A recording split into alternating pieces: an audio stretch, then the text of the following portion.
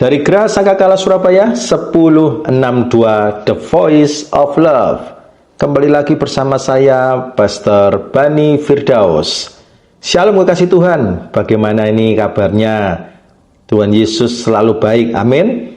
Dan kekasih Tuhan, saya selalu berdoa agar kekasih Tuhan dalam kondisi baik-baik saja di dalam segala hal. Kekasih Tuhan, pada awal tahun 2020 sebuah peristiwa mengguncang Afrika Timur. Miliaran belalang gurun menyerbu ladang-ladang di Ethiopia, Kenya, dan Somalia. Belalang-belalang ini menyapu habis tanaman dalam hitungan jam. Petani kehilangan sumber pangan, ternak mati kelaparan, dan jutaan keluarga mengalami kelaparan. Kekasih Tuhan, Organisasi Pangan dan Pertanian Dunia atau FAO, Food and Agriculture Organization, menyebutnya sebagai krisis belalang terburuk dalam 70 tahun terakhir. Sebuah bencana alam yang membuat masyarakat berseru, "Di mana pertolongan Tuhan?" Sampai-sampai kekasih Tuhan, peristiwa ini dimuat BBC dengan menyebutnya sebagai wabah belalang bergaya Alkitabiah. Kekasih Tuhan, pertanyaan tersebut seringkali di benak manusia terlintas ketika mengalami bencana. Di mana pertolongan Tuhan?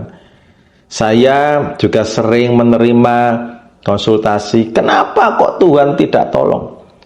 Saya sudah rajin ke gereja, sudah pelayanan, sudah perpuluhan, kok saya tertimpa masalah besar? Apakah kekasih Tuhan juga merasa seperti itu? Ayo, saya mengajak kita untuk refleksi hari ini dari kitab Yoel tentang Tuhan bisa kirim hama, bukan hanya berkat. Kekasih Tuhan, ada 3 kebenaran yang disampaikan kitab Yoel. Kebenaran yang pertama, Tuhan menggunakan hama sebagai teguran, bukan kebencian. Dalam kata lain, Tuhan menggunakan bencana atau kesialan, kebangkrutan sebagai teguran, bukan kebencian. Kita baca di Yoel 1 ayat yang keempat. Apa yang ditinggalkan belalang pengerit telah dimakan belalang pindahan. Apa yang ditinggalkan belalang pindahan telah dimakan belalang pelompat. Dan apa yang ditinggalkan belalang pelompat telah dimakan belalang pelahap. Kekasih Tuhan, Nabi Yoel menuliskan ini pada masa kehancuran panen di Yehuda. Bencana alam ini bukan sekedar fenomena alam, tapi teguran ilahi atas kehidupan bangsa yang melupakan Tuhan. Kekasih Tuhan perlu menyadari bahwa kalau Tuhan itu memberkati, maka Tuhan akan memberkati berlimpah-limpah. Tetapi kalau Tuhan sedang mendidik, maka Tuhan juga mendidik dengan sangat keras. Disiplin, bahkan bisa sampai dihabiskan tanpa sisa. Tetapi kekasih Tuhan perlu ingat, Tuhan tidak sedang membenci, tetapi sedang membangunkan kemurnian dalam jalan hidup manusia. Tuhan tidak membenci, tapi sedang mempersiapkan pribadi dengan karakter Kristus. Tuhan tidak membenci, tetapi membuat saudara dan saya sebagai penjala manusia yang sejati. Kekasih Tuhan, ketika bencana atau hama itu datang, keegoisan kita ini dikikis habis. Pengharapan kita akan perkara dunia disikat habis seperti belalang tadi, sampai akar-akarnya pun habis. Ya, menurut dari catatan sejarah, belalang ini datangnya bergantian kekasih Tuhan. Yoel pun tidak bisa mengidentifikasikan belalang jenis apa.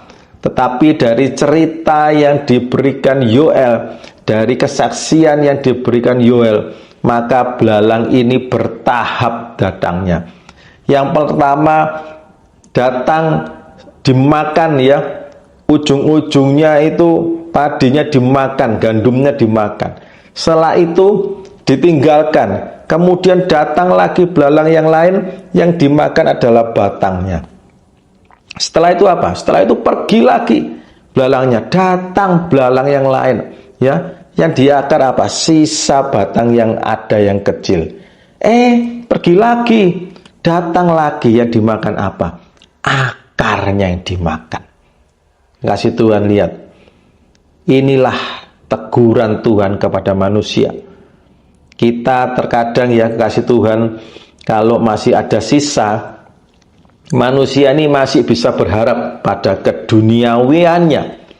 Tapi kalau sudah habis total, maka manusia ini akan berharap pada Tuhan. Coba kekasih Tuhan lihat, kalau kekasih Tuhan sedang mengalami kerugian dalam bisnis, tetapi kalau kekasih Tuhan masih punya tabungan, masih punya deposito, maka kekasih Tuhan masih ada harapan akan bangkit kembali dari tabungan yang ada, dari deposito yang ada. Coba kalau kekasih Tuhan habis total, seperti tadi ya, panennya bangsa Israel dihabiskan sama belalang sampai akar-akarnya. Mungkin tabungan kita sudah habis ludes, deposito kita sudah habis ludes, mungkin rumah kita pun disita, mobil kita disita. Kekasih Tuhan tidak punya tempat untuk berharap pada kekuatan dunia. Disitulah kekasih Tuhan akan tunduk berlutut menyembah Tuhan, minta ampun, minta pertolongan Tuhan. Dan sebetulnya itulah yang diinginkan Yesus. Yesus juga menegur murid-muridnya saat mereka sombong atau tidak peka terhadap kehendak Allah. Yesus tidak membenci, tetapi kasihnya yang begitu besar itu tidak diberikan cuma-cuma tanpa mendidik. Kasih Tuhan itu adalah kasih yang mendidik, bukan kasih yang memanjakan. Ya betul, Tuhan dengan bebasnya ya, dengan tanpa kita harus bayar apa-apa, Tuhan telah mencintai kita, Tuhan telah menebus dosa kita. Tetapi tebusan dari Kristus itu bukan tebusan yang tanpa didikan. Itu sebabnya kasih Tuhan, ketika kita sudah ditebus Kristus, tugas kita ini bukan santai-santai, tetapi kita menjadi penjala manusia. Kita lebih berbuah lagi. Kita harus menjaga ya tebusan Kristus dalam kehidupan kita. Jangan sampai kita akhirnya jatuh ke dalam dosa lebih parah dan akhirnya terhilang binasa. Ini yang Tuhan Yesus tidak mau dalam kehidupan kekasih Tuhan. Demikian juga kasih Tuhan kalau kita di dalam dunia kerja, di dalam dunia karir, ya kadang hama itu datang sewaktu-waktu tanpa kita tahu. Tiba-tiba bisnis kita hancur, tiba-tiba kita ditipu orang, tiba-tiba proyeknya fiktif, kita sudah masuk uang dan akhirnya lenyap begitu saja. Mungkin dalam karir juga seperti itu. Tiba-tiba saja kita kena PHK, tiba-tiba saja kita kena sikut orang, akhirnya kita harus keluar dari pekerjaan. Kita rugi ya, partner mungkin berhenti, pelanggan hilang, gajinya hilang, jabatan hilang. Kalau itu semua bukan karena kebodohan kita sendiri, kekasih Tuhan jangan pernah khawatir, tetap setia kepada iman Kristus. Karena Tuhan ingin kita terjaga dari kesombongan atau kompromi.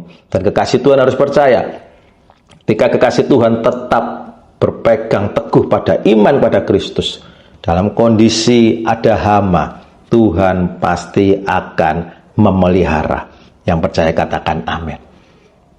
Sekarang kita masuk ke kebenaran yang kedua. Tuhan itu mengundang bertobat, bukan menyalahkan.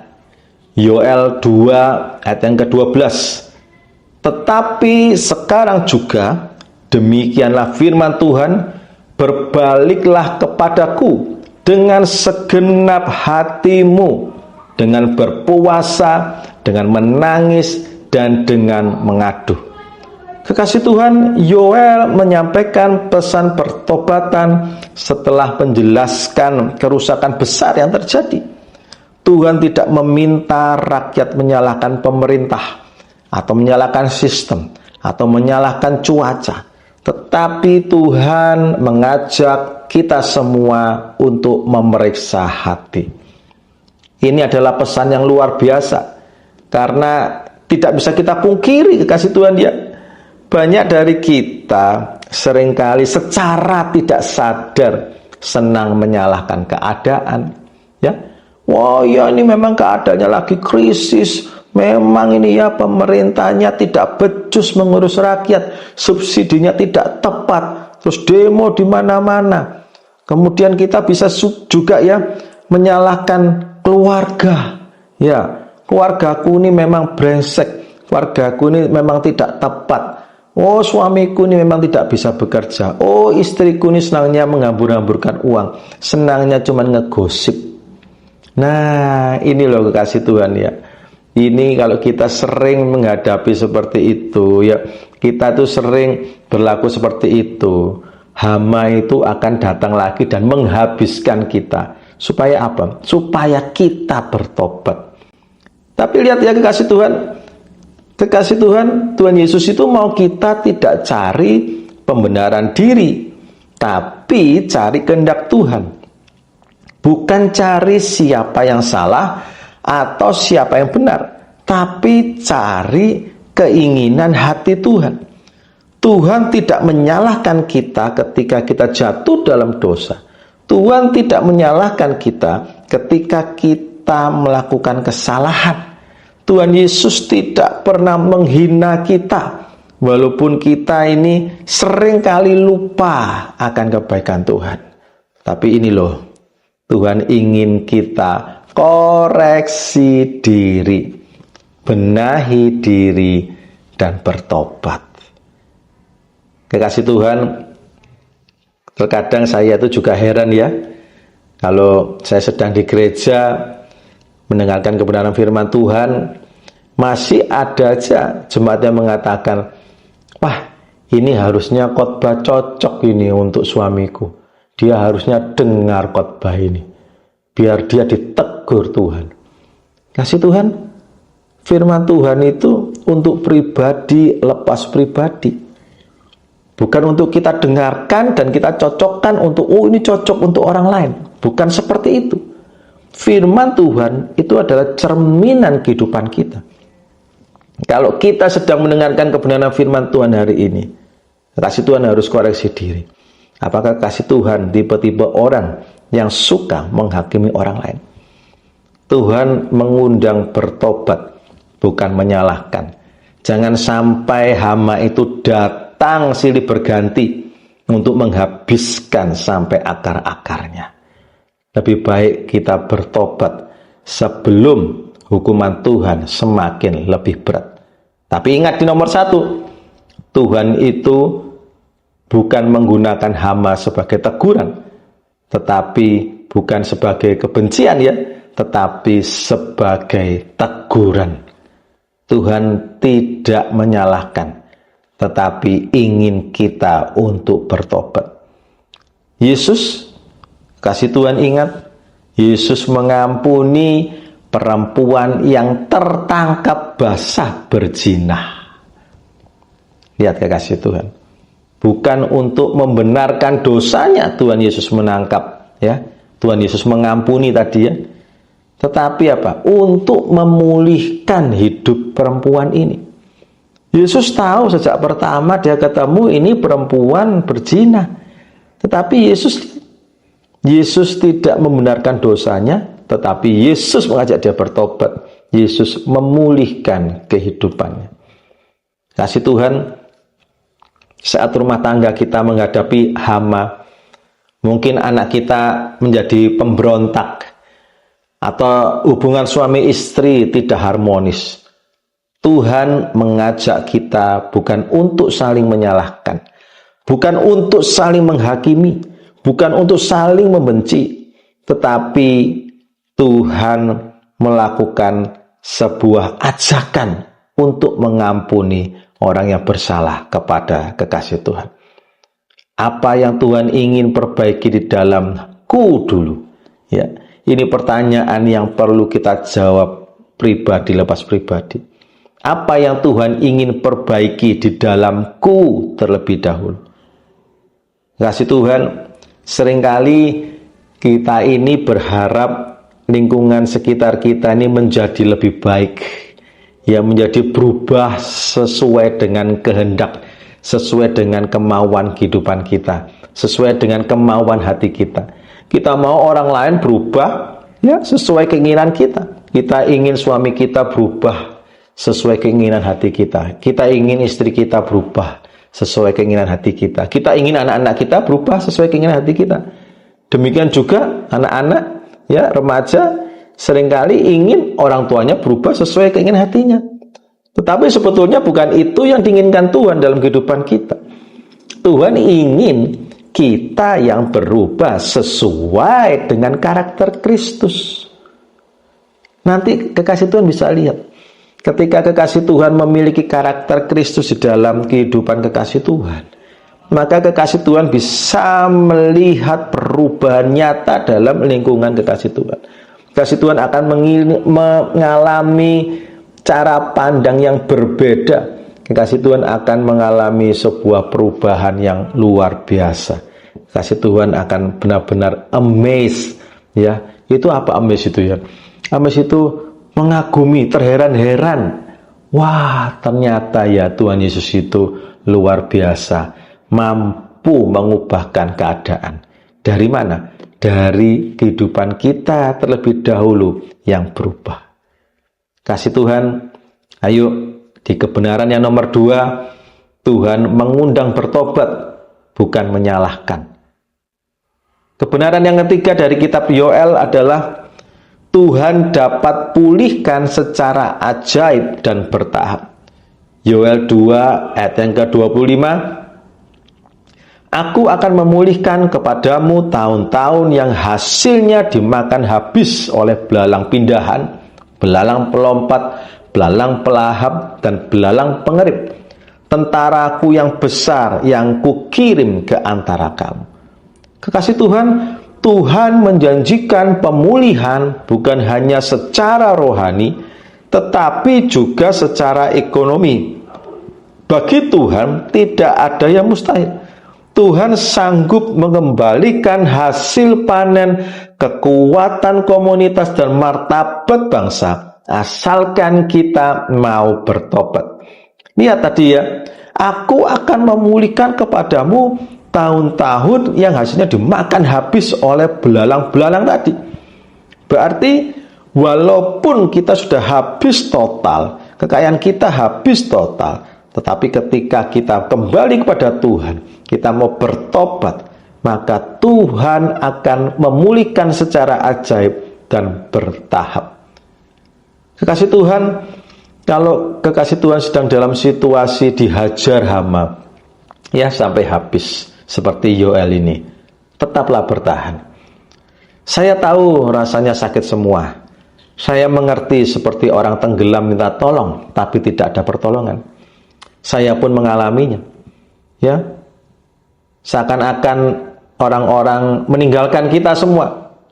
Orang-orang tidak mau tahu siapa kehidupan kita. Tapi kekasih Tuhan harus ingat, sabarlah sebentar lagi, bertahanlah sebentar lagi, dan segeralah bertobat. Rubah pola pikir kita, rubah kehidupan hubungan kita dengan Tuhan.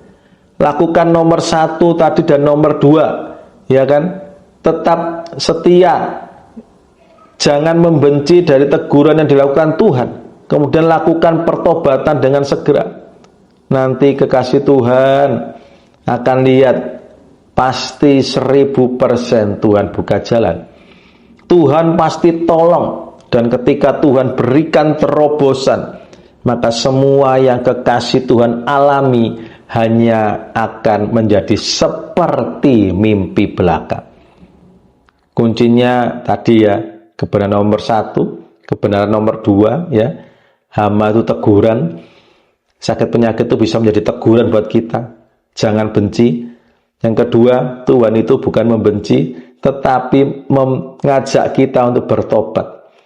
Dan yakinlah pada kebenaran yang ketiga, yaitu Tuhan dapat pulihkan secara ajaib dan bertahap.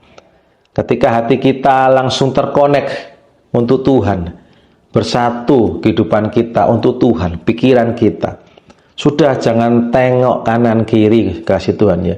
Fokus saja pada Tuhan Yesus. Sebab itulah yang diinginkan Tuhan Yesus dalam kehidupan kita. Dan Tuhan pasti menyediakan jalan yang ajaib, cara yang ajaib. Kekasih Tuhan, ingat ketika Petrus melakukan penyangkalan kepada Yesus, apakah Yesus membenci Petrus? Sama sekali tidak. Yesus tidak menyalahkan Petrus. Malahan Yesus masih merangkul Petrus kembali dengan menyuruh Petrus mengembalakan domba-dombanya. Yesus tidak lupa dengan janjinya yang akan menjadikan Petrus penjala manusia. Dan Yesus memulihkan Petrus setelah penyangkalannya. Yesus mengubah Petrus dari pecundang rohani kembali jadi pemimpin gereja mula-mula. Kasih Tuhan, pemulihan bukan mitos, tapi janji. Kalau kita mengalami tahun-tahun penuh kegagalan, salah langkah, bahkan kehancuran moral, kekasih Tuhan, lari kepada Kristus, datang kepada Yesus, minta ampun, jangan benci tegurannya, cepat bertobat, maka kehidupan kekasih Tuhan pasti dipulihkan. Tuhan Yesus bisa memberikan koneksi yang baru. Tuhan Yesus mampu memberikan ide yang baru dari kepercayaan yang sempat hilang, dan akan menemukan kekasih Tuhan dengan orang-orang yang tepat. Kekasih Tuhan, apa yang kita refleksi pada hari ini? Tuhan bisa kirim hama, bukan hanya berkat. Tuhan bisa kirim hama sebagai teguran, bukan kebencian. Tuhan mengajak kita untuk bertobat, bukan menyalahkan. Dan Tuhan sanggup memulihkan bahkan tahun-tahun yang hilang. Jika saat ini kekasih Tuhan merasa ladang hidupmu habis dimakan belalang, jangan buru-buru kecewa. Tuhan sedang berbicara lebih dalam, bukan untuk menghukum, tapi untuk mengundang pemulihan dan kembali kepada jalan Tuhan yang benar. Amin.